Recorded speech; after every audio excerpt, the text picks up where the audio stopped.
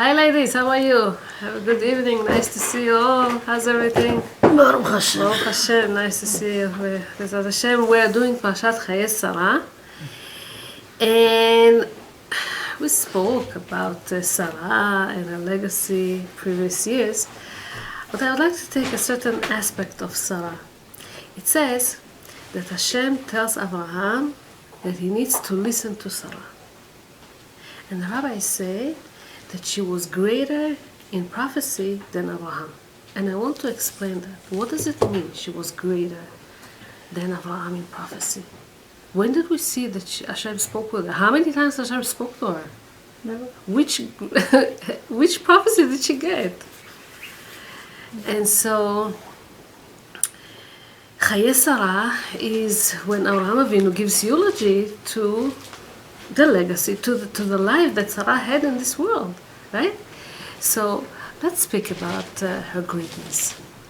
It says in Masechet Baba Batra that Rabbi Bena'a used to mark graves in Israel to make sure that Kohanim won't go into these graves because, you know, there's impurity and Kohanim shouldn't go there. So he came to Ma'at HaMachpelah, where our patriarchs and matriarchs are buried in Hebron. In the opening, before entering Ma'at HaMachpelah, he met Eliezer, the servant of Avraham Avinu. And he asked him, what is Avraham Avinu and Sarah doing in there? And he said something very weird. He told him, Avraham is laying down in the arms of Sarah, and she checks his hair. Okay? So, what does it mean? You know, we know that Ba'olam Haba, you know, after the death of people, when they are already in heaven, there's no evil inclination there. What does it mean he lays down in her arms? And she checks his hair. What's the idea exactly, right? So, this is what we are going to speak about. We know that Avraham gave birth to Ishmael and to Yitzchak. Right? It says in the Gemara, one of the Gemarot, that Masechet Pesachim, that in the future, in the end of the days, Hashem is going to make a big feast for all the righteous people. The day that he would like to reward, you know, the offsprings of Yitzchak. And after they will eat and after they will drink, Hashem would offer them, okay? First he would offer to Avraham, if he would like to bless the people.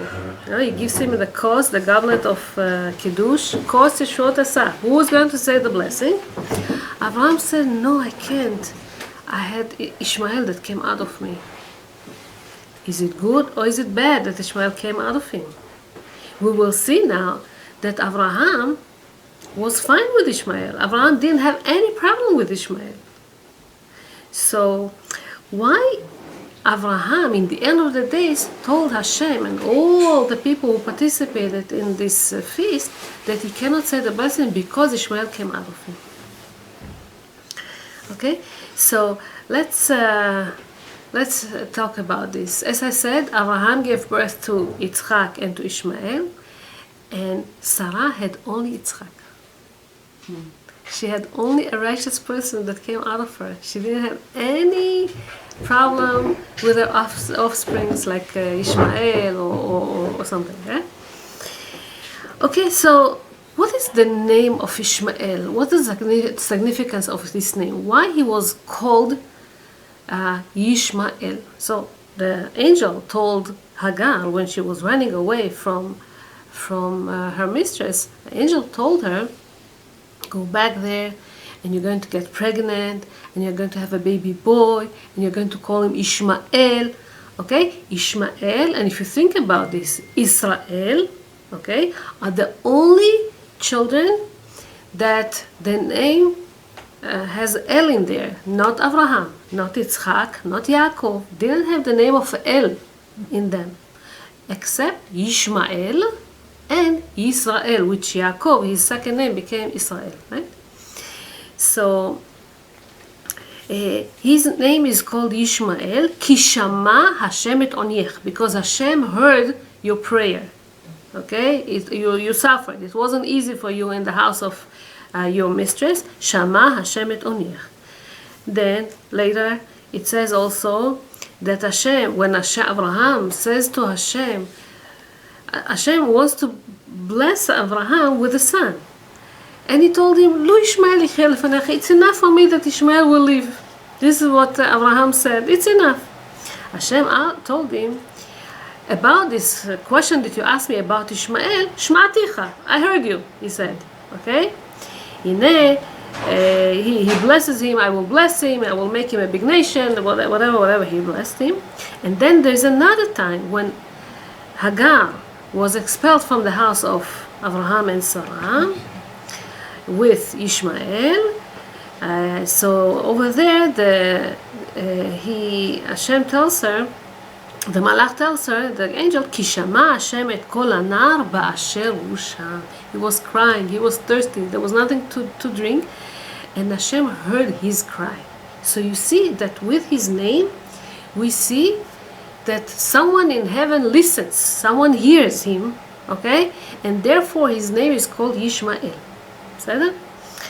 So the essence of Ishmael is hearing him or listening to him from Hashem should listen to him, okay?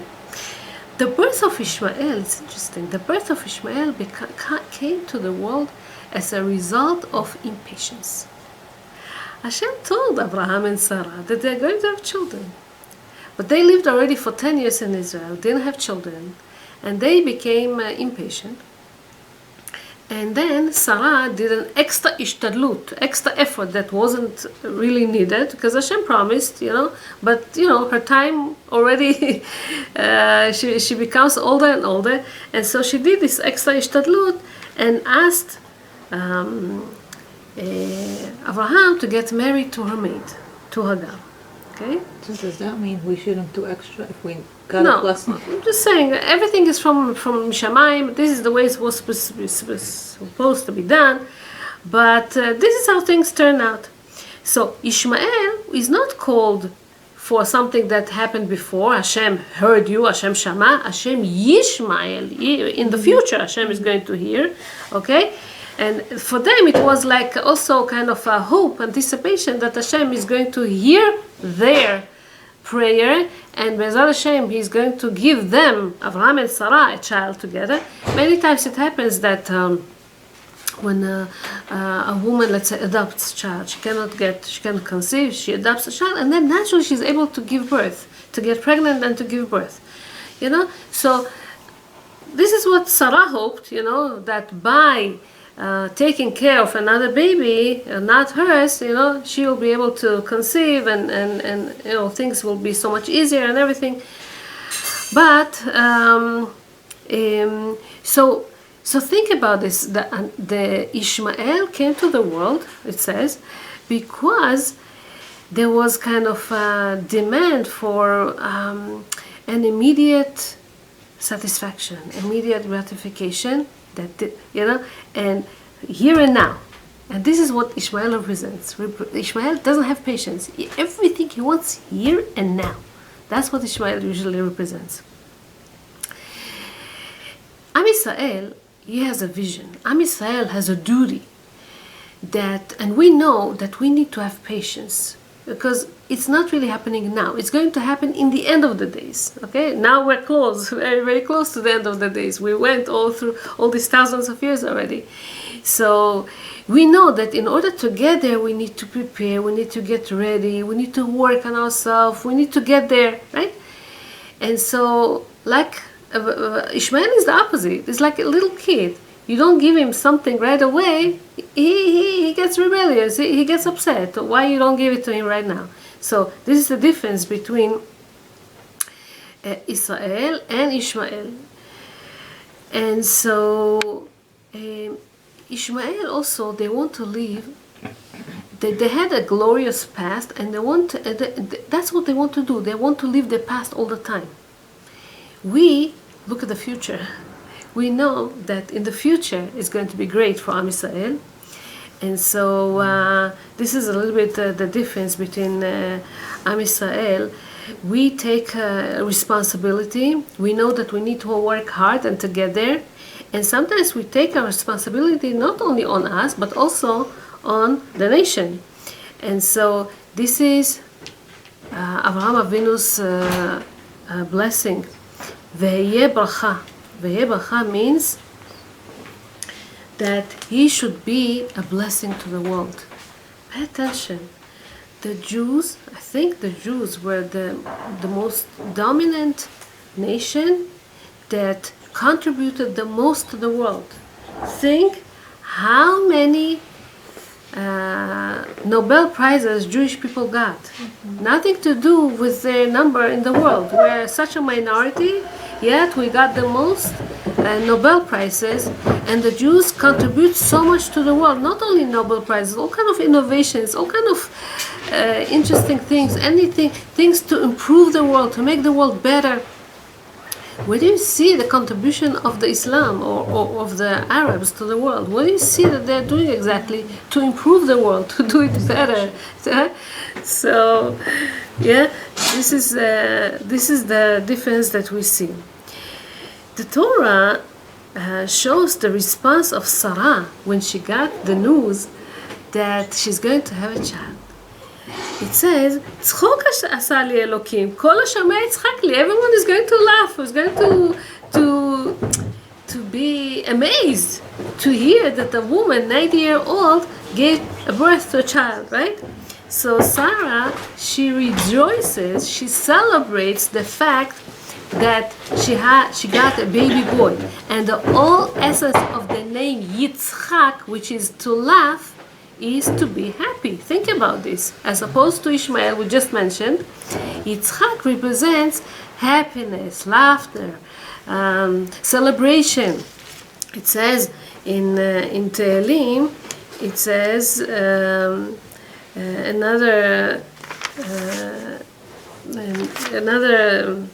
where is this? Az yimale tzchok pinu. Okay?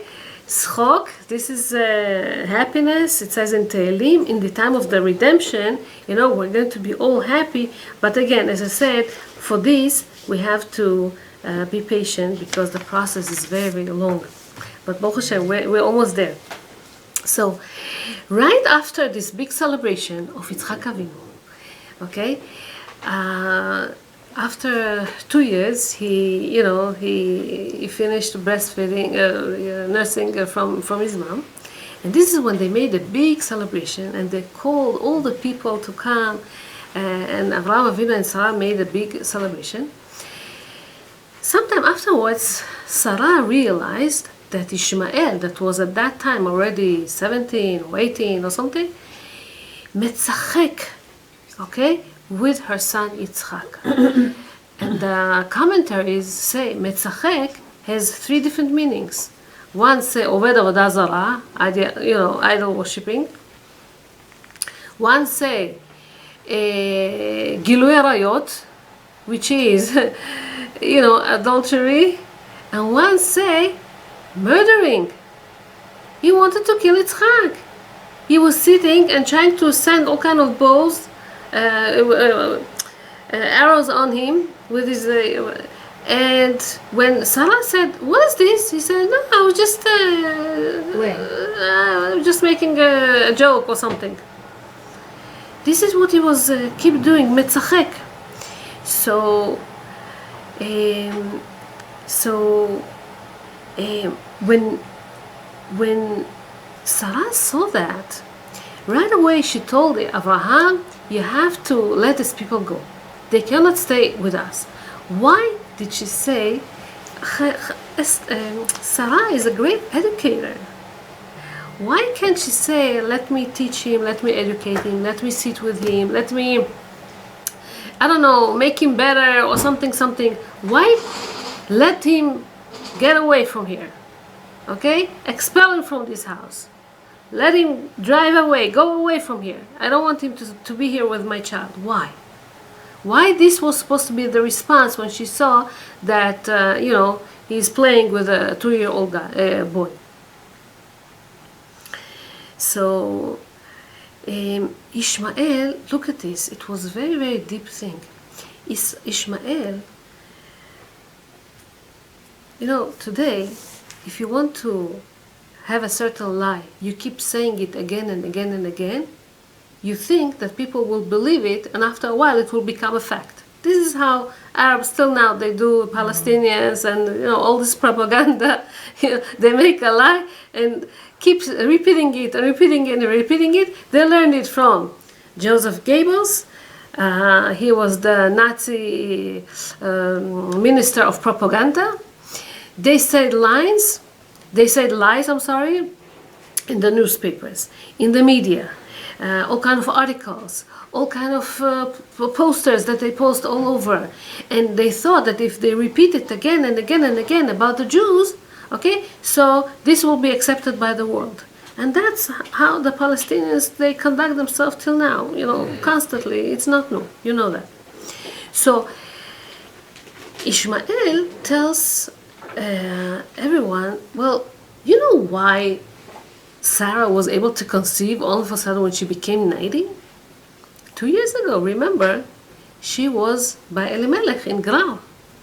Right after she came back from Elimelech, and we know that Elimelech took her to his palace. Right after she came back from Elimelech, she conceived. So this child is not from Avraham. Why did he do that? Till now, he was the only child of Avraham Avinu. He is the heir. He takes everything. Avraham was the most richest person. Okay? Not only that he takes all the possessions and all the valuables and everything, he takes also the land of Israel. But now, this little boy threatens on him. He doesn't want him. So he makes his own propaganda. This child is not from Avraham Avinu because they were living for so many years together, they were not able to have a child. This child is from Avimelech. So if it's from Avimelech, this child doesn't get anything. I'm still the heir. I'm still the successor of Avraham Avinu. He cannot take anything. He cannot take the land. He cannot take all the possessions. So you understand also that he was not really making fun when he threw these arrows on him. He really wanted to kill him and wanted to get rid of him because he's a threat on his being. So when Sarah saw that this is what Ishmael is doing, she told her husband that he needs to get rid of Hagar. You know why? Hagar came to, she was living, well, when Sarah was in Pharaoh's house, she was abducted there too, and Pharaoh saw that she's such a righteous woman and her husband is such a special man. He told his daughter, Hagar, it's better that you're going to be maid in this house and not a mistress in a different house in Egypt or in Saudi Arabia or in other places. Don't be a princess in other places. It's better to be a maid in this house because, it's so special. So he gave Hagar to them and she was a maid and she was supposed to stay a maid. Being with Sarah Imenu for such a long time, Sarah taught her a lot of stuff and this and that. And she told Avraham, and it was acceptable those days, maybe if you're going to take my maid, okay, so maybe I will be built through her and I will be able to bear a child too. She was supposed to stay a maid. She was not supposed to stay to be a wife. And Hagar, she wasn't the right thing for Avraham and Sarah. Avraham and Sarah had another person in the house that took care of all the household. His name was Eliezer. When Avraham told Eliezer, go find a wife for my son, he also had a daughter. And he wanted him He wanted them to marry. When Avraham put him in his place and says, I'm sorry, we're not for each other, he understood. He understood they're not for each other, and he tried to do his mission to the utmost satisfaction of his master, and he succeeded. Hagar wasn't like that. When she married to Avraham, and she was able to conceive right away, she said, probably my mistress is not such righteous as she thinks. I was able to get pregnant right away. What about her? I'm sure that I'm better than her.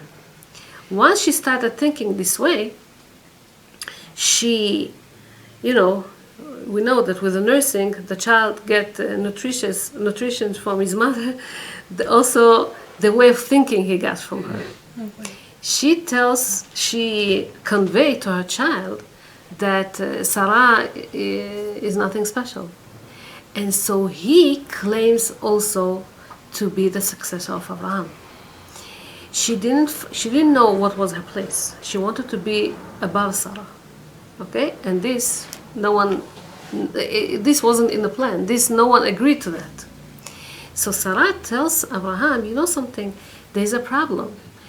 This child is a child of a maid, and he wants to inherit everything like he's your own child, and that's not right. That wasn't the agreement from the beginning.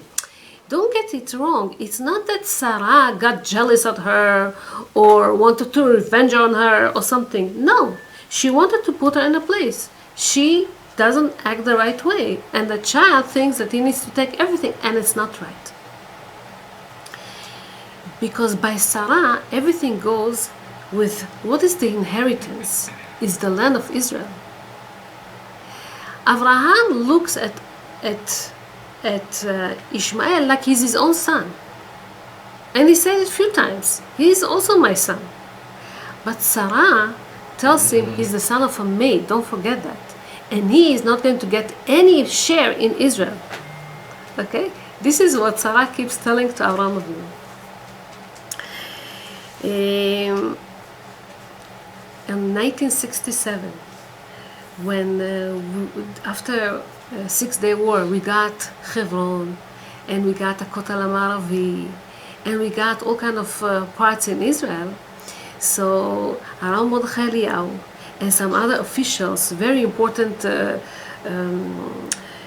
people from the army and politicians, they went the first time to Ma'arat HaMachpelah, to where Abraham and Sarah are buried, and all the others are buried there. Yitzchak and Rivka, Yaakov, Rachel, Yaakov and Leah, Adam and Chava. Okay, Ma'arat Machpelah. So the soldiers that came with them were exhausted after so many days of fighting the war. The generals were tired. They said that the soldiers fell asleep. It's a mask. And the sheikh over there got so upset. How come you disrespect this place? We don't do this in our masks. You're not supposed to sleep and eat and lay down in our mask. And he started to scream, get out of here, it's not your place. Aram Mordechai Eliyahu was there too. He says, excuse us, he said, Aram Mordechai Eliyahu. He told this sheikh, I am the son of the Gvira. I am the son of the mistress. You are the son of the maid. And you need to know your place. He said, we take out our shoes before we enter our mosque. He said, yeah, because you are a maid. But we are the children. And the children are not supposed to do that. If a son that, let's say, is a soldier, or doesn't matter, comes, he wasn't in the house of his parents for a long time, and he came after a long time to his parents, the parents don't mind that he's dirty, that he's this, that he's that. They will embrace him, they will offer him, they will give him, because this is his son. Yeah, a servant is not allowed to go like that to his master's house. He needs to be clean, he needs to make sure that he respects, that he honors the place. And he put him in place. So he was angry, and he left to another room, this sheikh. And the generals came to Aram Mordechai Eliyahu. They said, Aram Mordechai, what did you do? It's going to be a whole big problematic thing with with the Arabs again. With the Arabs, or it's not politically correct. What did you say? So he said, hello, I used to live with them. I know exactly what's supposed to be the language, and I know how to deal with them. Don't be afraid. It says that he came to him later, again, this sheikh, and he fell on his knees and he kissed his hand and he said, I'm sorry the way that I spoke, you're all right. You know, if Israel would know how to deal with them, we would not come to this situation when they keep getting and accepting that and be so ungrateful. But we're too merciful. We're too thinking what the world will say about us, how human we should be, and so on and so on. And we miss this. But this is another thing. So when it says that when Avraham passed away, ויקברו אותו יצחק וישמעאל בניו. It says that here we learn that Ishmael, later on, he did tshuva. Why he did tshuva? He saw that it wasn't really anger. It wasn't really that they hated him or anything. Because Avraham checked on him. He went a few times to check on him to see how is he doing, if he has a good wife, if he's not. He went once down to the desert to check on him. And you know the story. He didn't come out of a camel. He went to see him, and his wife, after a guy comes after a long way in the desert, probably thirsty, she didn't offer him to drink. She said, my husband is not home, and she didn't let him get in. So he just told her, just leave a message with your husband that the how you call it, the peg of your house is not stable, it's not strong. That's something like that. So she told it to her husband. A stranger came in, and that's when he understood that it was his father. Mm-hmm. And so he divorced her and took another wife. And Avraham came again to check on her, okay? And this time she did offer him something to drink, and he told him, he gave him a message, now it's okay, don't worry, you're good. So he saw that his father cared for him. And it says that when Avraham passed away, he came to bury his father. What does it say? It says, ויבואו ויקברו אותו יצחק וישמעאל. First says Yitzchak, and Yitzchak was the youngest, not the oldest. נכון? Ishmael is the oldest, he was born first. Here, Ishmael understood that Yitzchak is the heir and gave him the respect, you know, as a child of the mistress, and he's nothing, and he knew that he's not supposed to have anything with Israel. And the rabbi said, because he understood that, he made tshuva. He did tshuva. This is what the rabbi said. Anyway, this parasha, Parashat Chayei Sarah, our parasha, speaks about finding the right woman to Yitzchak. Because finding the right woman to Yitzchak means that the blessings of Yitzchak are going to take an action now. Are going to put into action. Okay, he's going to inherit the land and everything. So this is what we're doing in this Chayei Sarah. And in the end of the parasha, it says, Ele toldot Ishmael ben Avraham. These are his offsprings. And it says there that he passed away. He was 137. Al pnei kol echav nafal. And he dwell upon his brothers. But the idea is, the rabbis explain here that because right afterwards it says Ele toldot Yitzchak, the next parasha, Parashat Toldot, Ele toldot Yitzchak, and the rabbis say because of this, these two subjects are together, explains about Turim. So the connection between Yitzchak and Ishmael is like that. When Yitzchak is up, Ishmael is down. When Ishmael is up, Yitzchak is down. For now, Ishmael is up. But then, in the end of the days, which we are very so close, in the end of the days, Al Pnei Achim Nafal is going to fall. And only after his fall, the redemption of Av Israel is going to happen. This is when Israel are going to rise, Bezat Hashem, right? So this is what we're waiting for soon, Bezat Hashem. The Ishmaelim, the Arabs, the Islam, they controlled many years over Israel, for hundreds of years. Okay, they were in this area, and it looks like they supposed to control Israel, and they're not supposed to control Israel, right? Today we're talking about the Palestinians. What is the Palestinians? A group of people that were not in Israel all this time. They're not the regular Arabs. You see, no Arab country wants to accept the Palestinians because they're a bunch of ignorant people that live there. The Palestinians started 1964. They had this treaty, the PLO, that were established on the paper. This is how it was established. But nevertheless, as I said before, there was this propaganda that they started to speak it all over, and people accepted it like it's a fact. So, right after the destruction of the temple, okay, there was the Mered Bar Kokhba. Bar Kokhba rebelled against the Romans that ruled, destroyed the temple, and Adrianus, the Caesar, he wanted to wipe out the Jews from here. He didn't want to have nothing of the Jews here, so he changed the name Yehuda, it was called Yehuda, this place, to Palestine. Okay, Palestine, because years ago, the Plishtim used to live in the south of Israel. It's nothing to do with the Palestinians of today. It's just the name is similar, but it's nothing to do. Now, over the years, it was called Palestine, so the British mandate also called it Palestine. Okay, and this is how the name remained. But the Palestinians of today are nothing to do with Palestine. Okay, so and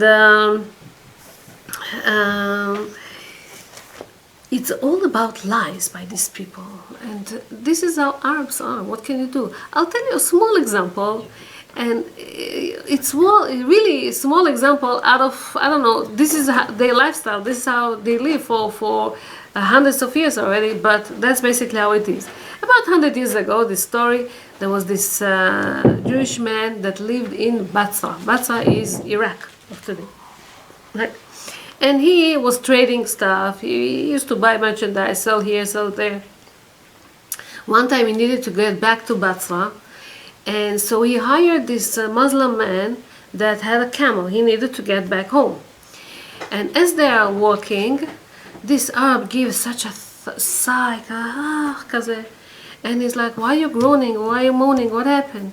He said, I come home after a long journey too, and I have nothing to give my wife and my children, and I feel so bad. On the way here, I saw the dates are starts to ripe now, and I want to buy some baskets of dates, to sell them and to be able to bring some gifts to my kids, to my family, something. The Jewish person was merciful, like Jewish people are. And he told him, something, I made some money. Let me give you, I will lend you $100. It's a big amount for this person, $100. He tells him, "You sure you're going to give me $100? There's no witnesses here." He says, "Well, there's this rock here that, it's a big, heavy rock. Let's make it a witness." He says, "Okay." If he sweared to him that he's going to return him back this $100, but inside he knew he's not planning to return it, because what is this, the witness? So they got back to Basra, and he was waiting, this Jewish person, for several weeks. He didn't come to him. So then he went and knocked on his door. "Can you give me back my $100? "What $100? What are you talking about? Which dates? I don't know nothing. Why do you pretend?" He told him. "You remember that I gave you the money." "No, I don't know anything, this and that." So he didn't have a choice, and he went to the Qadi, the judge there, and he sued him. He took him from him money, $100.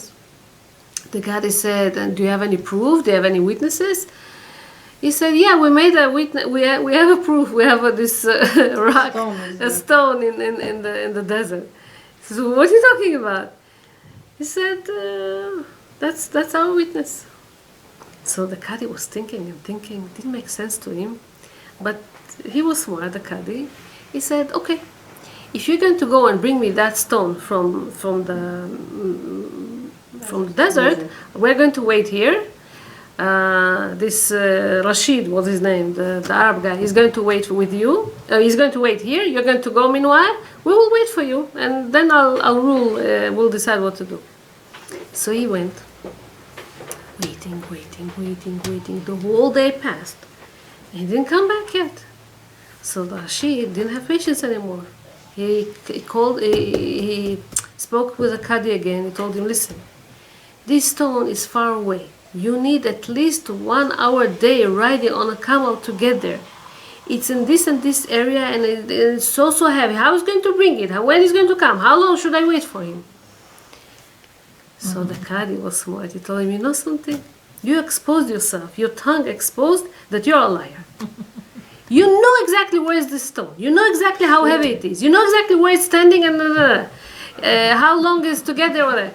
So this is how I know that you lied to him. You have to give him back the money. So he felt so embarrassed. He said, okay, so I'll give the money whenever he comes. So the Qadi knocks on the other door and he calls him to come in. He was waiting there the whole time. He didn't go there.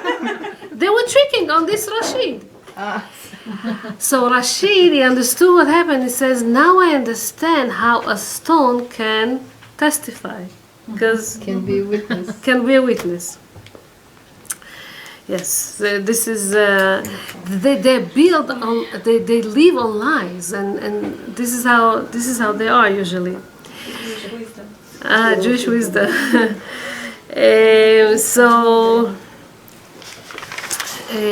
Okay, see what says the Rabbi Ishmael. No, Rabbi Ishmael. I'm sorry. בתנא, איך זה נקרא? בפרקת רבי אליעזר. Rabbi Eliezer ben Horkenus was the rabbi of Rabbi Akiva. So he lived already many years ago, right? Close to 1,000 years ago.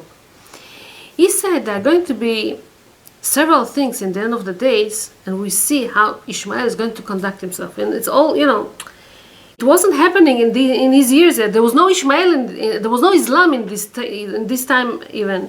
When Rabbi Ishmael, Rabbi Eliezer ben Horkenus was living. But he says few things that is going to happen later in the years, in the future. Number one, he says, the Ishmaelim, they are going to use all kind of measurements, instruments of measuring, and they will claim for each and every inch of Israel, even though they have nothing to do with Israel, right? Think about this. Ishmael, only one part of him comes from Avraham, but Hagar was Egyptian, and Egypt is from Ham, is nothing to do with Israel, okay? And he also got married to Egyptian. So his kids, Bichlal, it's almost nothing to do with Israel. But let's say, okay, Ishmael. They will take, it says, the main cemetery in Israel was the Olive Mount. They will take all the stone tombs from there, and they will pave the road with them, and they will do all kind of stuff with them. They will use it for their own purposes. They will, Vayirbe HaSheker. They know only how to lie. They will lie. This is how they live. They live only on lies, and to justify their own corrupt propaganda, okay, they say all kind of stuff that are not right at all, and they will. It says about them, they would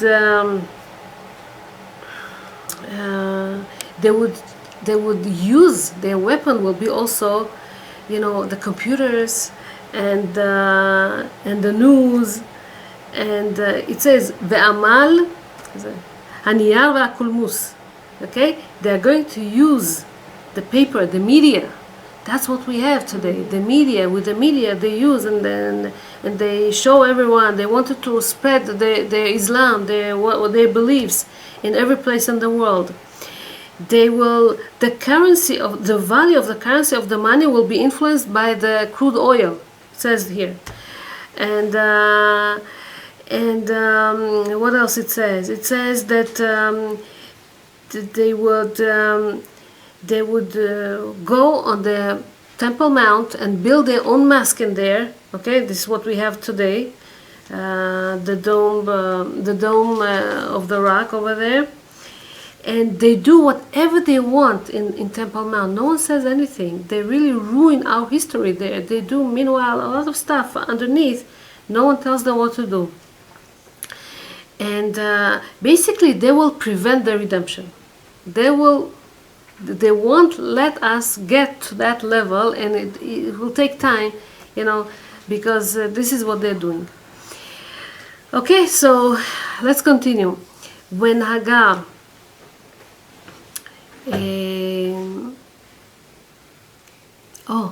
when Hagar saw that he's in the desert and he's thirsty and he's almost dying, there's no water, it says that she threw him under one of the bushes. Hello? If a mother is carrying a baby and the baby is sick and the baby is, what a mother supposed to do?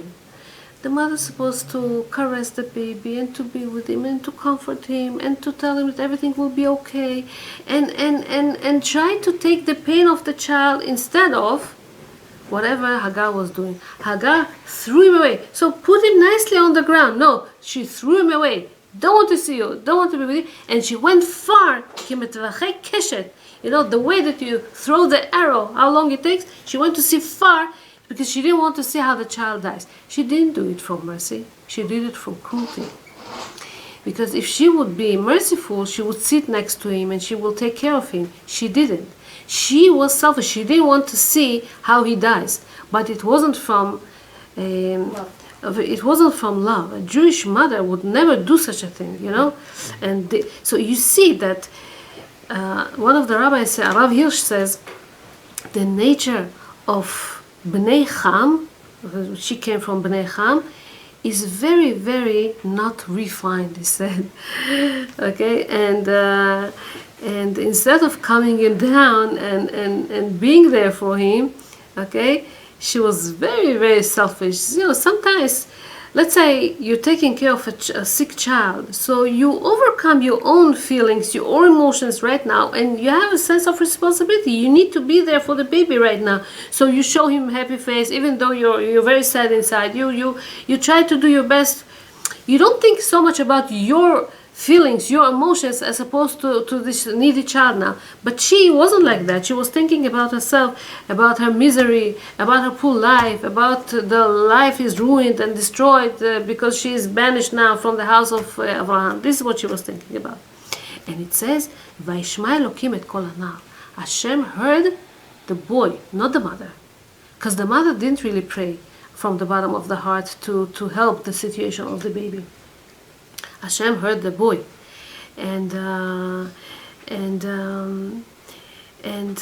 this is our enemies. This is who we are facing. I don't have to tell you all the atrocities that those Hamas were doing back in Gaza and kibbutzim and all these places next to Gaza. I don't have to tell you how cruel they were and whatever they did over there.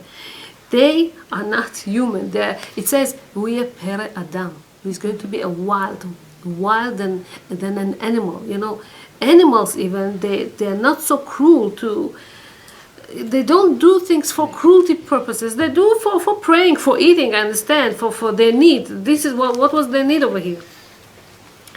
So the leaders of Hamas, if you think about this, they are very, very rich. Somebody just said that this week that they made research. Every one of them worth about $3 or $4 billion. All the money that people keep sending to Gaza, right? They take it to themselves.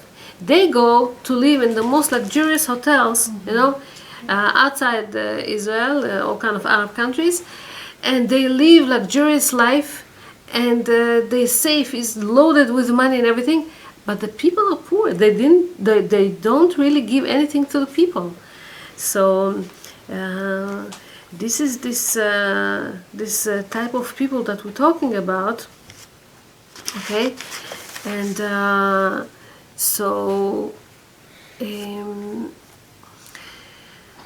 yes,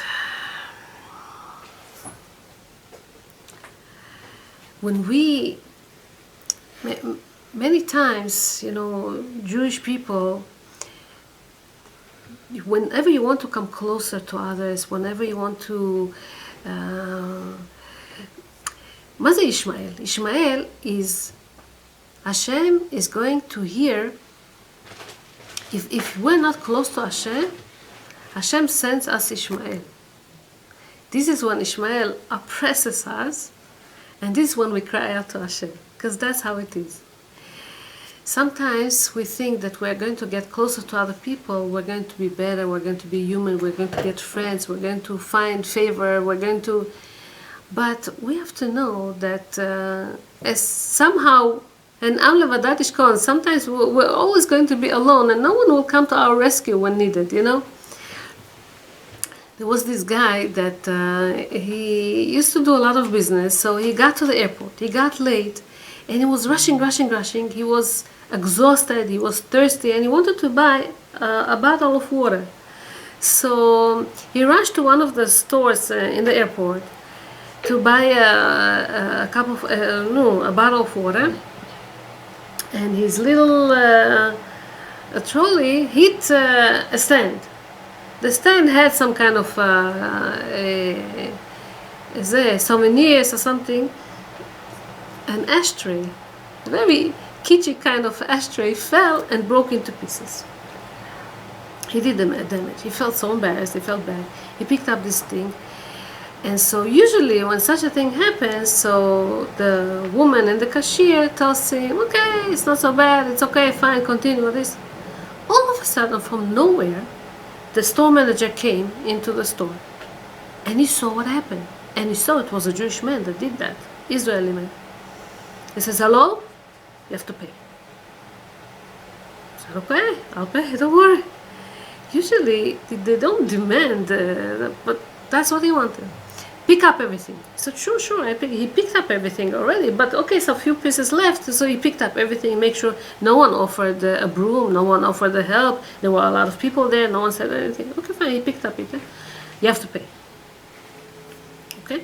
So he was looking for some money, he collected here, he didn't really have cash. The tray was about $30. He had only $20. As much as he looked into his belongings, his pocket, only 20. He picked up his $20 and he gave it. Not enough. You have to pay for the full amount. Okay. He told him, I have a credit card. Take my credit card and charge me. No, we don't accept credit cards from Israel, we want, from here. I don't have. I have an Israeli credit card. I'm sorry, you have to find me a different solution. What? So he doesn't have it. He's looking, and he feels so, and the whole situation is embarrassed. At a certain point, one of the ladies, Gentile, Oriental, tells him, what's the big deal? If such a thing happens in our area, in our places, we dismiss him, it's okay.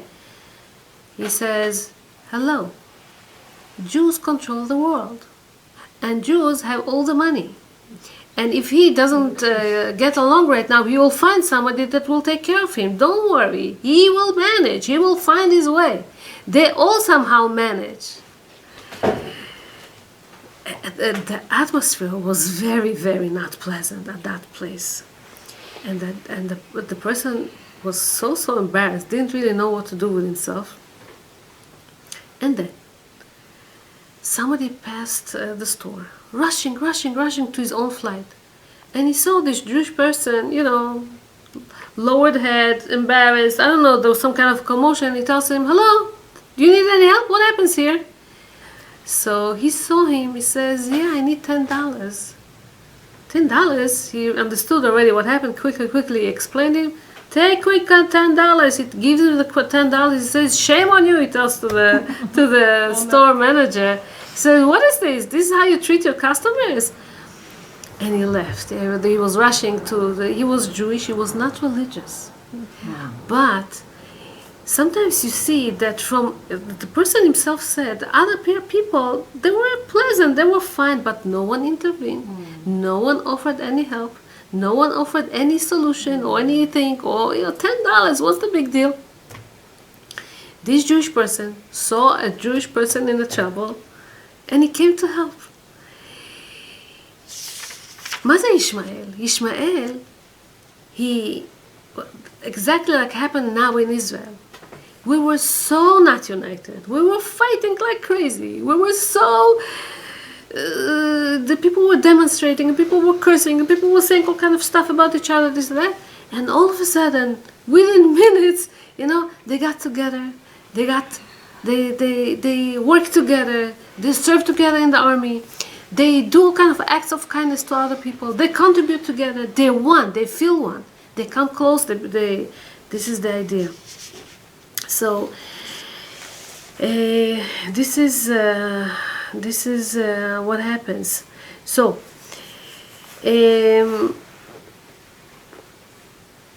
Azor says that when Avraham says, Lu Ishmael yichyeh lefanecha, this is when he gave the merit to Ishmael to have some kind of achizah, some kind of a portion, some kind of something in Israel. And the Zohar continues and says that we have the merit in Israel because we keep the Torah. As long as we keep the Torah, so no Ishmael can take it from us. Once we're dropping, once we're not caring, once we don't keep Shabbat, once we don't keep Brit Milah, or any other mitzvot that we have to do, this is when Ishmael rises up and gets the control. So this is what we have to be careful. Now, it says that במידרש תנחומא that when Avraham came from the Ma'amad of Akedah, binding Yitzchak, back home he saw that his wife, his beloved wife, died. And this is when he gave eulogy to his wife. He wrote the Mizmor Eshet Chayil, which Shlomo HaMelech wrote later on his mother, and in an alphabetical order, and in Od Zayin it says, Zamema Sadeh Vatikacheu. Sarah plotted to have this field, and she was able to get it. What is this field? When the angels came to Avraham, to bless him, to tell him that he's going to have a child, and he wanted to slaughter 3 animals for them, one of the cows ran away. Ran, and he's running after this cow, running, got until Hebron, got into Ma'arat HaMachpelah. Avraham Avinu got inside and he smelled the smell of heaven. This is the opening of the heaven. And he came back to Sarah and he told her later, there's such a place and it's a very, very special place, and I want Bezat Hashem to get it. So Sarah asked Avraham, please, this is my last wish, I want you to get for us this Ma'arat HaMachpelah. Zamema, she plotted, Sadeh, this field, Sadeh Ma'arat HaMachpelah, Vatikacheu. And she was able to get it. When did she get it? When she passed away, Avraham fulfilled her last wish, and he got for her Ma'arat HaMachpelah. Now he paid top dollar for that. He took it for such a long while. This is the only, I think, property that we got it, and it's signed, and it's sealed, and it's written in the Torah that he took this, so the Arabs or anybody else won't claim this place. This is ours. We still have a masber, but that's a different story. So, the Mesirut Nefesh of Sarah Imenu for the land of Israel, this is the speciality of Israel. Let's go back to Rabbi Bena'ah. Rabbi Bena'ah was marking graves, and he saw Avraham laying in the arms of Sarah, and she checks his hair. What exactly is the idea of this story? So, as I told you, in the next world there's no even inclination, there's no love story there, but it basically, this connection says something. Sarah, her top priority is the head of Avraham. The learning of the Torah of her children, of her offsprings. She makes sure that she cleans his hair. Hair is something that can get tum'ah. Yeah?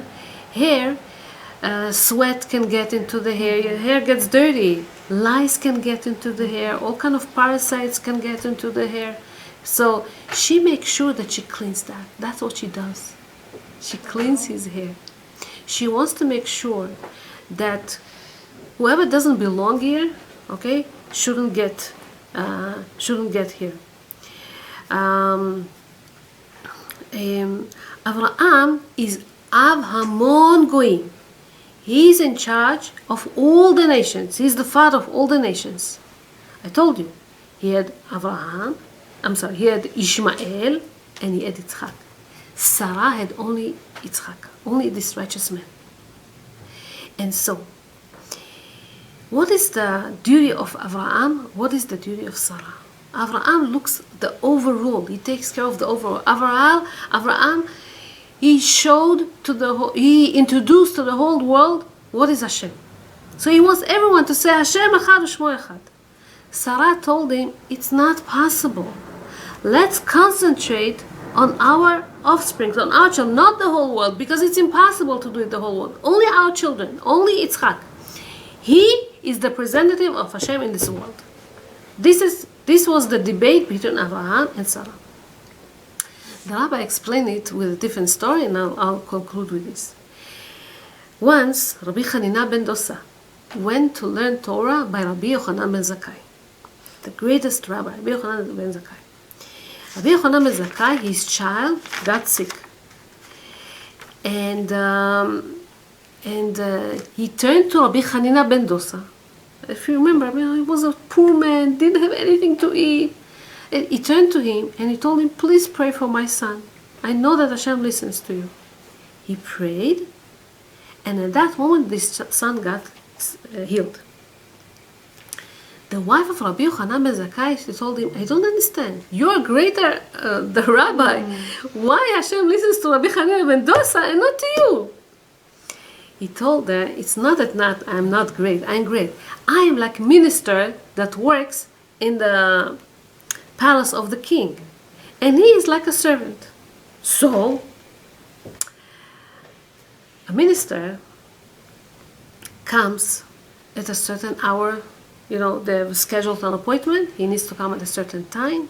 He speaks with the king about all the matters of the kingdom, whatever belongs to him, to his jurisdiction, to his responsibility, okay? He takes care of it, he goes home. The servant can come and see the king anytime he wants. He goes to his room, he checks his bedroom, he gives him his coffee, he prepares him this, he prepares him that. He wants to come in the morning, he comes to come in the evening. Anytime he wants to go, he's there. That's the difference between minister and servant. Of course, minister is more important than the servant. But what interests the minister? The state, the land, the politics. That's what interests the king. The minister, and he will do anything to make the king listen to him and sign for a certain law or something. A servant is not like that. A servant is taking care of the king. He doesn't care about the matters of the state and everything. The king wants to eat now. Don't come to the room. Now the king is eating. The needs to go to sleep now. Leave me alone with all your duties and everything. Now the king needs to eat. So who cares about the king? The servant. The minister cares about the state. Okay? The servant cares about the king. This is the difference between Avraham and Sarah. Avraham cares about the world, that everyone should know that there is Hashem. Sarah asked Avraham, but what does Hashem want? Not the world. What does Hashem want? Hashem wants the one that represents Hashem in this world is Yitzchak, and this is what we should focus on, not the whole world. And so, this is the nevuah. This is the prophecy that Sarah had extra more than Avraham. Okay, was focusing on Yitzchak Avinu. So these are the things that we're talking about today. And what else I wanted to mention to you? Once we understand how caring we should be for one another, once we understand that the whole idea of Ishmael is that He suppresses us, and then we turn to Hashem instead. Okay, we saw in these days what happens, and we do get united. We do get together. Bezrat Hashem, may Hashem hear our prayers. See how we're getting close. See how we do care. How we contribute so much to one another, and already bring the redemption and make sure that Bezrat Hashem. Think about this. We say Shema Israel, Hashem Elokeinu Hashem. We also have something with hearing, not only Ishmael. Also, we say Shema Israel. There's so many stories about people who said the last moment Shema Israel and Hashem saved them. You know, in Maccabim and in other kibbutzim of Aza and other places, Hashem wants us to crown Him, to make Him one. And Bezrat Hashem, it's going to be happening soon. And soon we will all get together, go to Yerushalayim and see the Hashem's presence in there. Bezrat Hashem. Thank you so much. God bless you.